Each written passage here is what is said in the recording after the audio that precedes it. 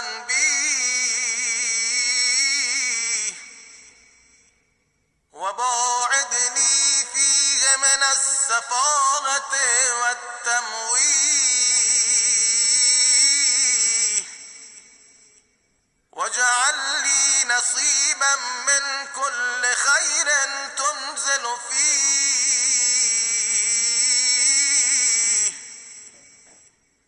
بجودك يا أجود الأجودين.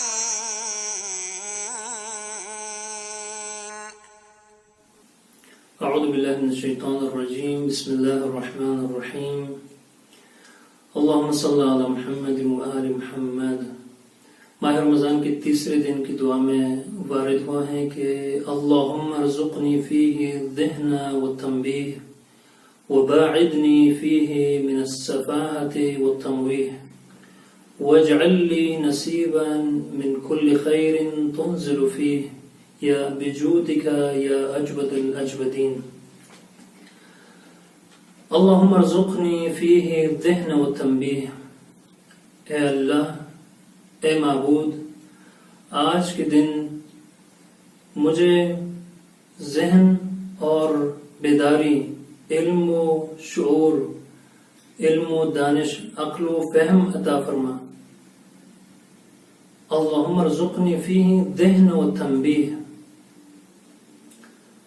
اس جملے کے اندر اللہم ارزقنی، رزق کا لفظ استعمال ہوا. اس کی طرف توجہ ضروری ہے کہ رزق عموماً، جس کے بارے میں عمومی جو عام تصور پایا جاتا ہے، وہ یہ ہے کہ رزق مادی چیزوں کو کہا جاتا ہے. لیکن جب دعاؤں کی طرف ہم رجوع کرتے ہیں، دعاؤں میں دیکھتے ہیں، تو رزق نہ فقط مادی چیزوں کے لیے استعمال ہوا ہے رزق کا لفظ، بلکہ معنوی چیزوں کے لیے بھی کثرت سے استعمال ہوا ہے، معنویات کے لیے بھی استعمال ہوا ہے.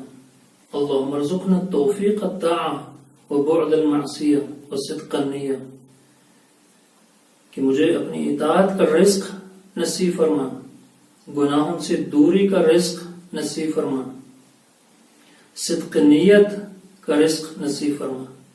تو ان دعاؤں سے معلوم ہوتا ہے کہ رزق کا لفظ فقط مادی چیزوں کے لیے استعمال نہیں ہوتا، فقط مال و دولت کے لیے استعمال نہیں ہوتا، بلکہ معنوی چیزوں کے لیے بھی استعمال ہوتا ہے. لہٰذا فرمائیں کہ اللہم ارزقنی فیہ الذہن والتنبیہ. ذہن یعنی عقل و فہم، عقل و شعور، علم و بصیرت، علم و دانش کا رزق نصیب فرما. اللہم ارزقنی فیہ الذہن والتنبیہ، یعنی یہاں ذہن سے مراد وہ چیزیں ہیں، عقل و شعور، عقل و فہم، شعور و بصیرت، کہ جس کی وجہ سے انسان متمیز ہوتا ہے، جدا ہوتا ہے حیوانات سے. وہ چیزیں مراد ہیں جو انسان کو حیوانات سے جدا کر دیتی ہیں. وہ کیا ہے؟ عقل و فہم ہے، علم و دانش ہے، شعور و بصیرت ہے. ان چیزوں کے نتیجے میں انسان جدا ہوتا ہے حیوانات سے. والتنبیہ، اور بیداری، جو بیدار کر دیں، بیداری کا رزق عطا فرما. کیونکہ پہلے دعا میں بھی، پہلے دن کی دعا میں کہا تھا کہ وَنَبِّهْنِ فِيهِ عَنْ نَوْمَةِ الْغَافِلِينَ، کہ خواب غفلت سے مجھے بیدار کر دیں. قرآن میں ارشاد ہے کہ اقترب للناس حسابهم وهم في غفلة معرضون، کہ لوگوں کا حساب، انسانوں کا حساب قریب آ رہا ہے، لیکن وہ غفلت میں پڑے ہوئے ہیں.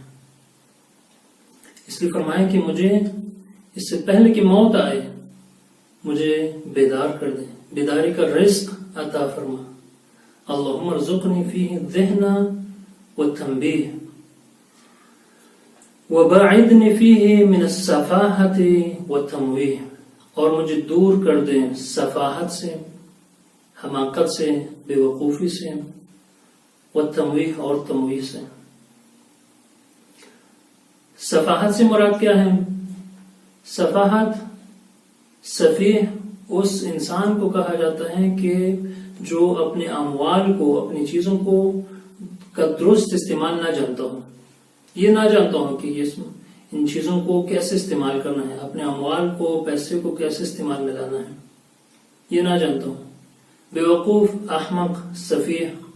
اور قرآن نے بھی کہا ہے، قرآن میں یہ لفظ استعمال ہوا ہے کہ لا تؤتوا سفہاء اموالکم، اپنے اموال کو سفہاء، سفیہ لوگوں کے حوالے نہ کرو، کیونکہ سفیہ نہیں جانتے کہ اموال کا استعمال کیسے کریں. لہذا اس مصیبت سے دعا اور اسے پناہ مانگنی چاہیے کہ انسان کو اس سفاہت سے دور کر دے خدا تعالی. وَبَاعِدْنِي فِيهِ مِنَ السَّفَاهَةِ، سفاہت سے مجھے دور کر دے. وَالتَّمْوِيهِ، اور تمویح سے، تمویح کا مطلب یہ ہے کہ حق و باطل کو خلط ملط کرنا، حق و باطل کو مخلوط کرنا، اور ایک بہت ہی گھٹیا صفت ہے، بہت پست صفت ہے جو علماء یہود میں یہ موجود تھی کہ وہ حق و باطل کو خلط مل کر دیتے تھے.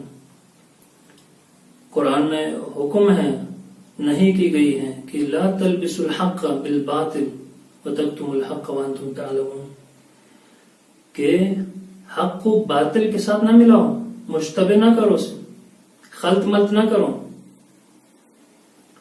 کیونکہ حق جب باطل کے ساتھ مل جاتا ہے، اس کی آمیزش ہوتی ہے، تو حق کی پہچان کرنا مشکل ہو جاتا ہے اور اس کی شناخت کرنا مشکل ہو جاتا ہے. امیر المومنین سے روایت ہے کہ حق اور باطل کی اگر آمیزش نہ ہوتی تو حق ڈھونڈنے والوں کے لیے حق تلاش کرنا مشکل نہ ہوتا.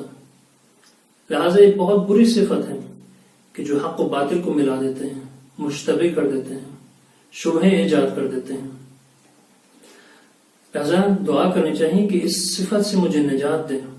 وَبَاعِدْنِي فِيهِ مِنَ السَّفَاهَةِ وَالتَّمْوِيهِ، سفاہت اور تمویح سے مجھے دور کر دیں.